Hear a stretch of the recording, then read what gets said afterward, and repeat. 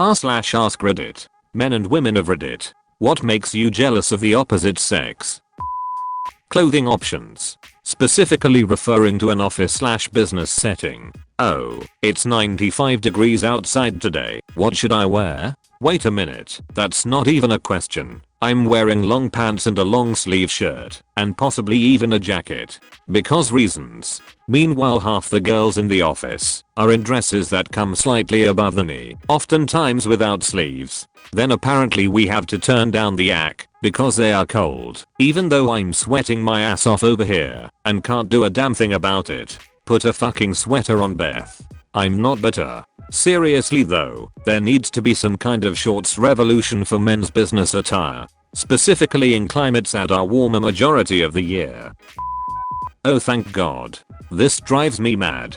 There's been offices I've worked in where every man is expected to wear shirt and tie all times, and it's heavily suggested a suit jacket too. Meanwhile, seemingly the only rule for women was no short shorts. Women wore t-shirts, short skirts, vest tops with cardigans, jumpers, suits, shirts, trousers, sandals, summer dresses, 3/4 length trousers, basically anything.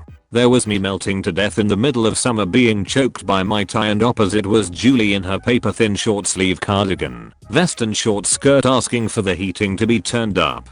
It can also be made more insane when, irrespective of the role, everyone is expected to look smart. I used to work for a big law firm in conference, setting up computer equipment, tables, chairs and everything for meetings of up to 180 people. So what's the perfect attire for this job? Running around lugging heavy stuff? A suit. Because that's the only smart option for clothing. Many shirts and suit jackets were sacrificed to the drowned god of sweat.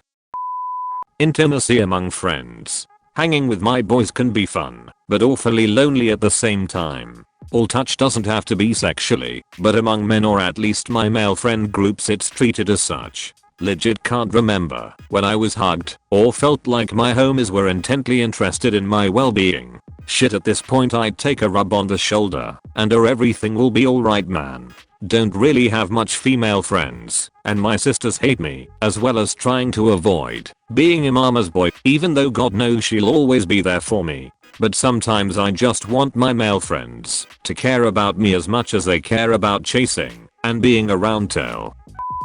I would really like to be able to interact with children and not have people wonder if/treat me like I'm a potential pedophile. I love to teach/educate, and I love to see their faces light up as they learn something new and truly find it interesting. That's not to even touch on the can of worms that is me being a 6 feet 3 inches white male, so me walking alone at night with a hoodie or jacket on immediately makes some women uncomfortable and think that I might be a rapist. A friend of mine said, "You're so good with kids, you should run a daycare." Nope. That's like me saying to her, "Just walk into that dark parking lot at night." What could go wrong?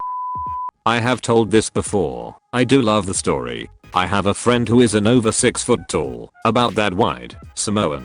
Skin just dark enough to mistaken for about half the planet of ethnicities. Imagine an overweight Dwayne Johnson with an afro, and you are pretty close. Anyway, it is late at night, and he walking along in his too small jean jacket covered in anime pins, listening to some magical girl anime soundtrack on his headphones. He walks up behind this woman, who turns and screams. And he immediately screams and whips around looking the same direction as her to see what is coming after them. We had to explain to him repeatedly why it was not okay to walk up behind people, particularly women, alone like that. Doubly so at night. He just didn't get it. Could not fathom the issue, because so few things are a threat to him.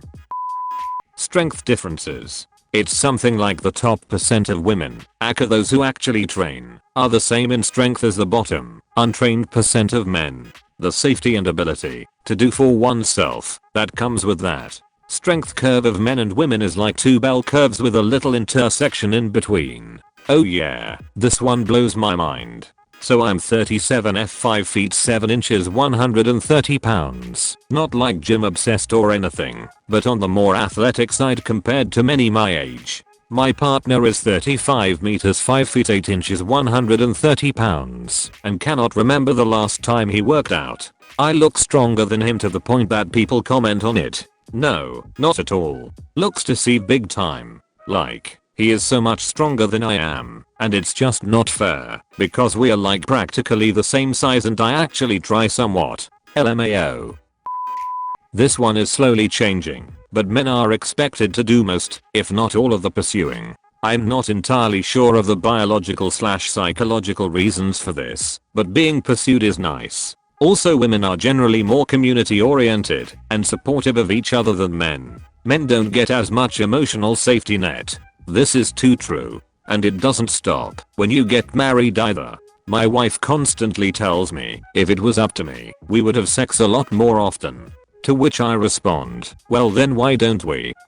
Because it's not my job, you have to initiate it. Sometimes I want to be told I'm beautiful too, goddamn it. I'm sorry, but that is pretty shit of her to say. I wouldn't be happy whatsoever hearing that in a relationship. Both people should be initiating sex. That's important to happen. So you feel desired. You should confront her about it and tell her she shouldn't be offloading all of the responsibility onto you. While I understand it's not easy for guys, it's a lot less conspicuous for guys to be in public without their shirts on. Sometimes it's just really hot and it'd be nice to not have to cover my boobs. IDK wish it was normalized for women to be shirtless and have it be not that big of a deal in public. They don't have to waste a year of their lives serving in the military in my country. Also, it seems to me like it's way easier to get help if you're a woman. Any kind of help. Dudes are voluntarily offering it to you if you don't have a penis, and they seem happy when they do. It's amazing really. 2 years here in Singapore. Had to serve in the German army while it was still mandatory. The mindset can change a lot. Don't see it as wasted time. See it as another year you don't actually have to worry about your adult life, and where you can learn lessons for life that you won't learn in school. There were times I absolutely hated it, but I don't regret choosing to go to the military instead of the civil service. You could do alternatively like 95% of my peers at that time. The different set of social rules within the military can prepare you well for a more comfortable move into the business world instead of going straight from school or college. TL. Doctor, try to see the positive aspects of things in life. Also, real adult toys that go boom and VROOM. It will be okay.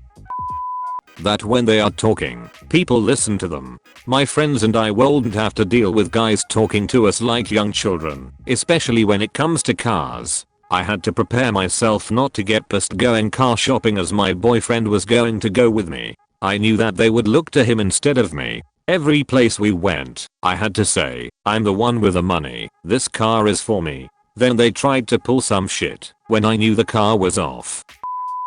Bit more of a serious one. Being able to say how you really feel without fear of being judged over it. Ick now. Like being able to have a good cry, ask friends for a hug and that sort of thing. Society expects you, as a man, to bottle it up, put on a brave face, and you're an emasculated coward if you de-break. So all you end up doing is let it eat away at you and drag you further and further down until you hit your breaking point. Why else do you think the male suicide rate is disproportionately higher than female? If this makes me come across as an incel or some kind of sexist rant, I apologize profusely. That wasn't what was intended when I typed this, but more just a genuine answer. It's always hard for us guys to open up about how we feel without us thinking it's some kind of interrogation or there's an ulterior motive. As for a bit more of a light-hearted one, boobs. Just boobs. The girl that I'm dating right now has this friend that has tried to hit on her a few times. I think his intent is clear and trust her to negotiate that in whatever way she sees fit, but she asked me if I was jealous. He's attractive, but he's also this intense and passive aggressive type of guy, and I don't feel jealousy about someone like that. I told her I didn't, but that if he was calm, cool, collected, and with some swagger, I'd feel different. Body temp control. Some guys walk around in shorts during winter like it's no big deal. I've seen guys walk onto the hottest train carriage midsummer with a damn puffer jacket, or go clubbing in thick jumpers, and walk around like it's nothing. The whole gender temperature office debate is because of the differences in our physiology. Also, having body hair and the other same gender not caring, or even finding it sexy. I don't feel/notice my body hair, and forget it's there often. so I only shave if I think anyone will see. Hearing about the hyper negative reactions women have received for having body hair freaks me out. And I know my post will receive the inevitable highly upvoted "you don't have to shave, but guys don't have to be attracted to you" comment. I know. Slash. I'd love it if you liked and subscribed.